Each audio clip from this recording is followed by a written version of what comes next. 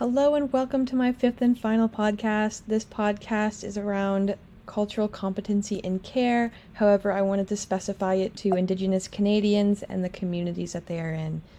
I encourage you to check out my artifacts for this section and watch the videos I have posted. The idea of cultural competency and its impact on care was something that I had known about prior to this course, but it was not something I gave an in-depth inquiry to prior.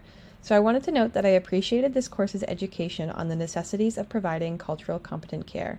Specifically for this section, I did focus on Indigenous healthcare and the inequalities that pertain to cultural incompetency within Canada.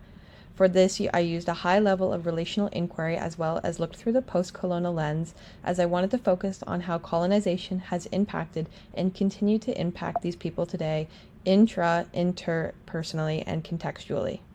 The first article I looked at analyzed social determinants of health as they relate to inequalities and Indigenous healthcare and lifestyles.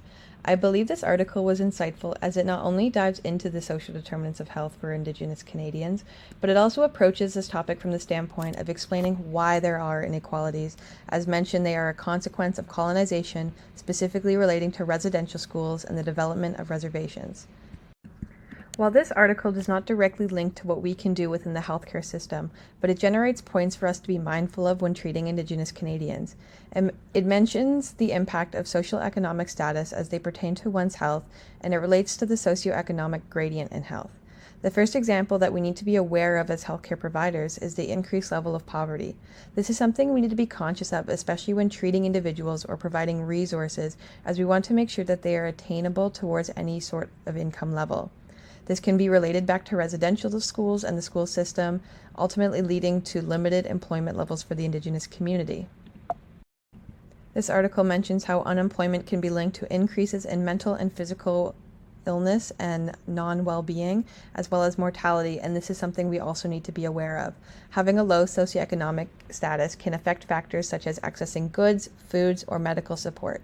This can be impacted through limited transportation, resulting in limited access to medical service.